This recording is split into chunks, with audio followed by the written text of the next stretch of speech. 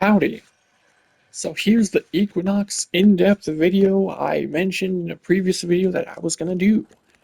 Hopefully this isn't too long. It's probably going to end up being half an hour because I yap too much. So let's get right into it. So I wanted to do a bit of an in-depth video with Equinox to go over all of the different builds that I have here, right? Different ways to use Equinox. And that's why the video is probably going to be fairly long because I've got 6 different builds for her. So, first off, we'll go over what she does, right? Passive is like Equilibrium, but a little baby version of it 10% of health converted to energy and 10% of energy converted to health. Honestly, it's a basically worthless passive. It's just, I guess, sure, a little bit extra energy, but overall, it doesn't really matter that much. Your first ability makes you change forms because Equinox is 2 separate frames, day form and night form, and it gives you a buff. So when you switch from day to nights, you get a shield capacity and armor increase, and switching from nights to day gives you a speed multiplier, which is not a sprint speed multiplier, a movement speed multiplier, which is important for some stuff, like if you're ADSing, it makes it faster for your strafe speed while ADSing. And a damage multiplier. That damage multiplier is additive, unfortunately, to base damage mods such as Serration and Primary Merciless for arcanes. So it's not going to increase your damage by very much. So then we have Rest and Rage. In night form, targets are put to sleep, and in day form, targets become more vulnerable. As you'll see with the other abilities, there's sort of a theme, right? Like night form is supposed to be defensive, day form is supposed to be offensive.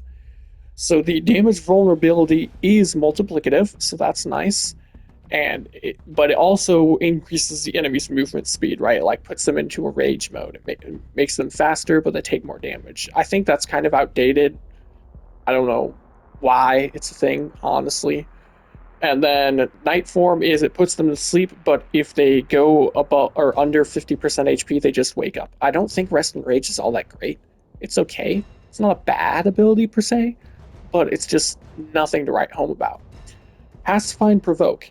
Night form reduces damage inflicted by nearby enemies, and in day form increases ability strength on nearby allies. So it consumes energy per seconds if you are in night or right? No, night form. Yeah, if it consumes energy per second if you're in night form. I got confused for a second there. If for every enemy within the radius, right? And in day form, it consumes energy for every ability cast by your teammates, because the ability strength that gives the bonus strength applies to yourself as well. So it's good to have that up to affect your other abilities. So the damage multiplier or ability, or what is it, damage multiplier for enemies, right? 0.21 is here, is based off how close you are to the enemy. So if they're on the very edge of that, it's not going to be the full damage reduction to how much they do to you. But if they're right next to you, then it will be the full effect. Kind of weird. I don't know why it works like that. Hmm. Another outdated part of her, she doesn't, I don't think Equinox needs a rework. She just needs a bit of fine tuning to keep up with the how the game is nowadays. So then we have her. Oh yeah, I should mention the bonus ability strength scales off of strength, so you get double dip on strength there. So her 4, bend and maim. In night form, allies' shields are replenished with each nearby enemy kill. So if you kill an enemy, any ally within the radius, including yourself, is going to get shields given to them, and that can go into overshields. And when you are in day form, it applies bleed status effect to enemies. Doesn't do a whole lot of damage. It just sort of blinds them and applies a bleed for a couple seconds. But it builds up damage for enemies that you kill, and that damage is based off the enemy's max HP when they die, so it scales infinitely, right? Like the higher enemy levels, the higher the bonus damage you get. The problem is you'll run into armor, but if you can strip the armor, if you build up a big enough nuke, you will kill any enemy, any normal enemy that it can target. You can get enough damage to easily destroy them as long as you can strip their armor. Because if you're facing super high level enemies and you're killing them, you're building up however much health they have into damage. Meaning if you strip their armor so they have no damage reduction, it's gonna kill them back because it has the amount of damage their max health was just from like one chunky enemy. So it's fairly decent, especially because you can refill your shields. That's what I've seen a few people have done recent videos about how you can shield gate effectively with her 4 if you have catalyzing shields on. So I do have a build on that, and we'll go over that soon. So as you can see, I do have 4 Archon shards, one for casting speed because holy hell, her casting speed at base is horrible, especially when you want to be casting abilities all the time. And then I have 4 strength shards, normal Archon shards for ability strength, because that is needed to hit the strength breakpoints for her 4 to give enough shields back with, where is it? This build right here. I believe it's this build with, yes, Mo Augmented. To give enough shields back to get our entire shield gates on 1 kill, right? So with catalyzing shields, she's at 74 shields. Now, normally, you get, hang on, somebody said you can actually, yeah, here we go, show base stats. So you only get 25 shields per kill, but that scales off of strength. So we need 300% strength almost. We have 74, so we actually need like 299% strength or 298, something like that. But with Transient Fortitude, Umbral Intensify, 4 Archon Shards for ability strength, which we have right here, and Molt Augmented, we are hitting 299, just enough to get our entire shield bar back with a single kill. Meaning as long as we get kills every 1.3 seconds, or 1.33 technically, we are invincible. Other than taking toxin damage, but that doesn't happen very often. So that's very, very nice. I have Brief Recipe here as well, just so that if I need to, if I'm not able to get a kill, I can cast Terrify, but I'm not going to go over this build entirely yet. So let's start with the first build, okay? So build 1 is a general use build that is meant to be both sides, right? Like you can use, I switch between day form and night form, Bolt Augmented Arcane Aegis, so that in the same amount of strength so that I can do the full shield gate like I want. It's not dedicated for that build, but I can do it. So I can switch between defense and offense whenever I want. Energy transfer is an important augment for if you're doing a build like this because it means you save your charge from your 4. Because if we, for example, take this off, then I'm going to need a weapon that can actually kill stuff. Hang on a second, let's go this. If we spawn in enemies, cast our 4, and kill an enemy, you can see that it will build up our charge, 73.3k right here at the top right. This is right here, main. But if we switch forms, we lose all of our charge.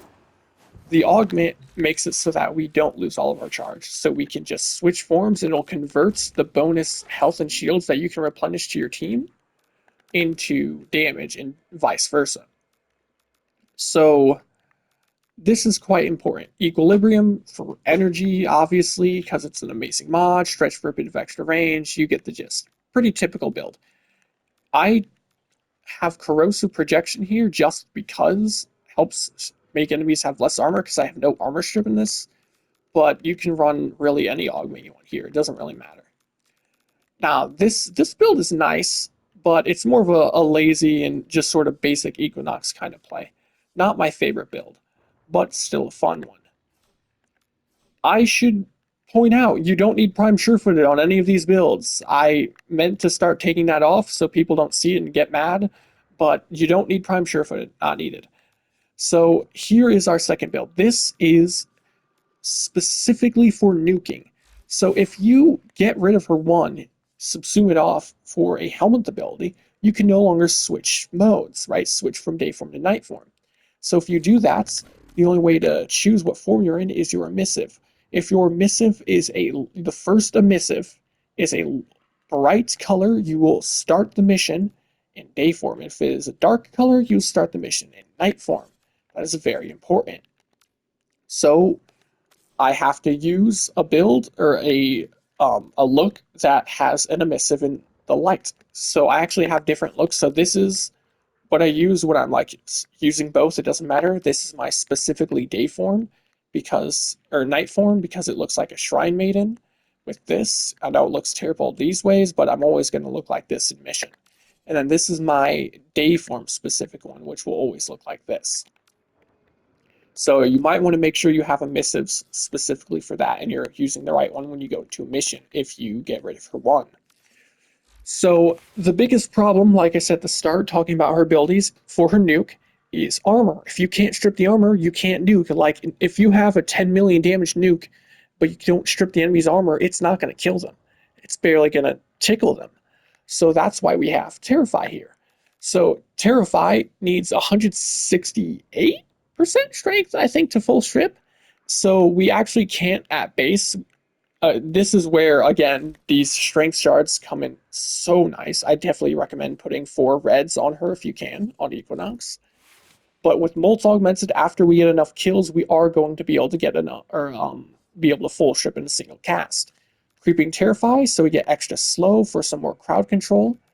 We have a decent-ish kind of strength, not really to be honest, but we have high range because the range affects how far a nuke goes, and it does go through walls. It does not require line of sight.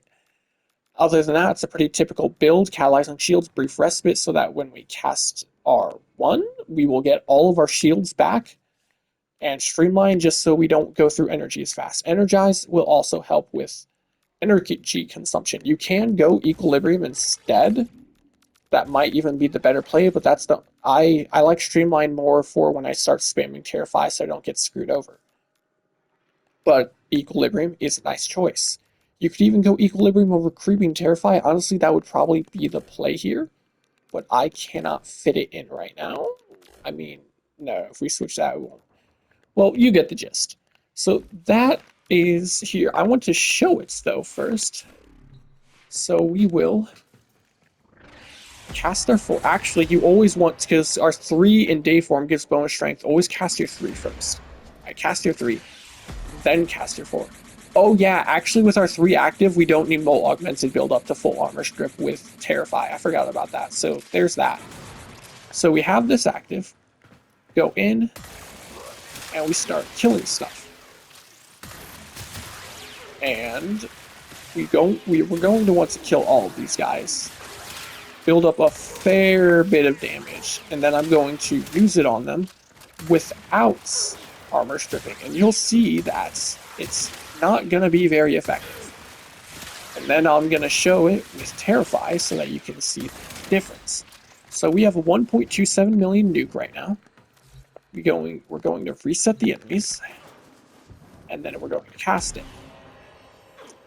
It did about a third of their health with 1.27 million. That's kind of depressing. So we'll kill them again. I'm going to go ahead. Actually, never mind. We do need a bit of Molt Augmented stacks. If you had higher strength, you want it. But it doesn't take long to build up. So we're going to kill them again. And then we're going to armor strip. And then we're going to nuke. And it's going to completely decimate them. It's going to do way more damage than you need. And viral does affect it, so if you're using Panzer Vulpifidal to spread viral, it'll make nuking them even easier, because it does make them take more damage. So we're going to... Oh, that was the wrong ability. We're going to cast this twice. I accidentally cast her 2. It's not on all of them, though, so... That's not true, it is on all of them. Well, that's unfortunate. Because that will make them take more damage. You can do that to make your nuke bigger, but we're not trying to show that off right now. There we go. Cast our 1, and now you can see it does a lot of damage. Definitely does enough to kill. So that's why you want the armor strip here. And it also helps to shield gate so we don't die, because otherwise we have no actual survivability in this build. So that's the nuke build. Next we have the support infinite shield gate build. Heavenly Body, what I've called it. Again, prime sure-footed, not needed. So with this build, like I said earlier, you got to get to 299 strength, which with Molt Augmented we will, so that we get 74/75 shields back, so we get all of our shields on every single kill. We are, again, running Terrify because armor strip is just way too good and important in this game. Brief respite, catalyzing shields, just so that we can, if we can't get a kill, we can cast Terrify to just get all of our shields back. That's nice. Peaceful Provocation. This is a very nice augment. So it makes it so damage done to allies is converted into a slow to nearby enemies, and damage dealt to enemies is converted into ability strength for night and day form respectively. So since we're in night form, we get the slow, and that's affected by strength, which caps out at 80%. So it's a mini gloom basically. It's quite nice. So it slows them on top of also reducing the damage they do to us, giving us a lot more survivability and crowd control so that we don't get destroyed. Unfortunately, it's based off of damage dealt to allies. So in low end missions, I mean, you don't need it in low end missions, but it's going to take eternity to build up. But in high end missions where you're taking damage a lot all the time, it builds up fairly quickly. Equilibrium for energy sustain, decent bit of strength, of course, prime flow, prime continuity, stretch for some range, the typical stuff, energize as well for helping our energy economy.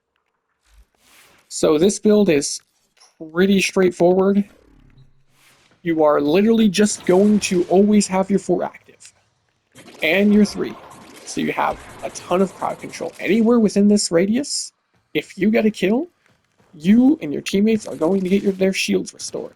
And for you, because you have catalyzing shields, every kill once your Mo Augmented builds up gives you your entire shield gate, making Equinox 9 invincible. And we also have crowd control from Terrify with the armor strip. She's got pretty much everything you can need. Very basic build, there's not much to it, but it works. Then we have the Enraging Sun. This build is specifically for using the damage vulnerability effect from her 2 because it works like an eclipse but as a debuff. So we are trying to maximize the damage we deal. With Mo Augmented built up, it's going to make enemies take a little over 110%, I think, something like that. So they'll be taking about double damage. Now with this augments, it makes so killing an affected enemy affected by either day or night form's version of Rest and Rage will spread it to enemies within 5 meters for 100% of the remaining duration. So you can just cast it on a group, and as long as enemies are close enough together, it'll just keep spreading and spreading and spreading, which is why we have our range built up. So we can just cast it, kill enemies, and it'll just spread throughout the crowd, so we don't have to cast 2,000 times. Bit of duration, equilibrium again, because we need, energy, transient fortitude. I didn't run a max because I want our duration to not be terrible. I tried to keep it at 30 seconds, which is why we're running a rank 8. 1, 2, 3, 4.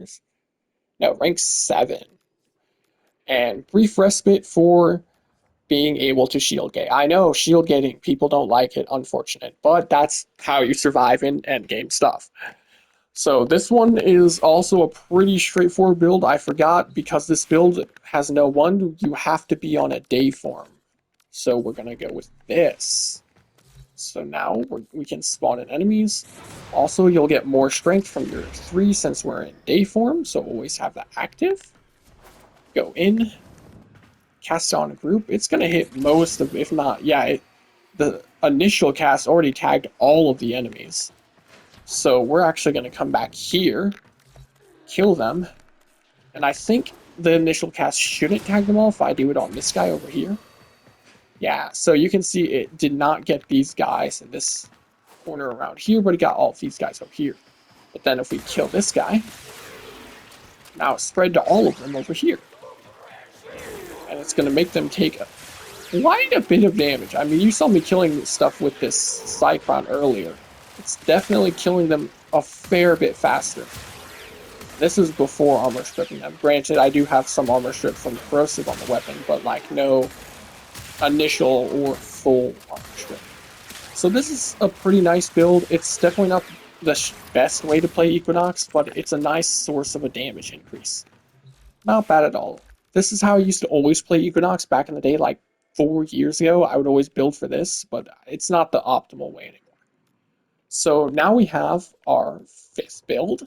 This build is focused around her 1, and it is using her augment Duality. Equinox's other half breaks free for 10 seconds, dealing 300% damage. The damage does not scale off of strength. You can't change that. The duration is affected by duration, though. So what's interesting about this is it will make a specter of sorts, but that specter has whatever weapon you had in hand at the time of the cast.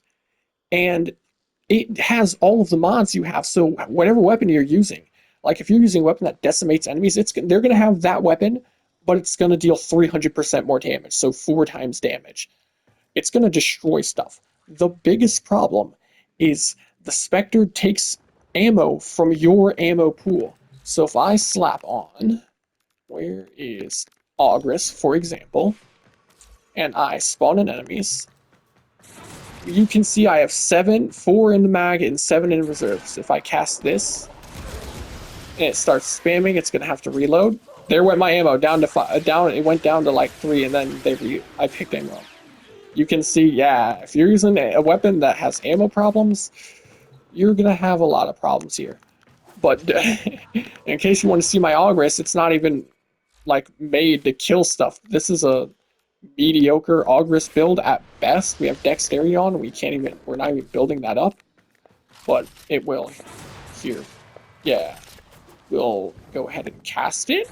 You can see that this guy, they do some chonky damage, to say the least. This is a horrible Ogress build, and they're decimating the enemies. Because it's a Spectre and it counts as a Warframe, Roar does actually affect it. You cannot see it on its stats. You won't be able to see anything, but if you cast on...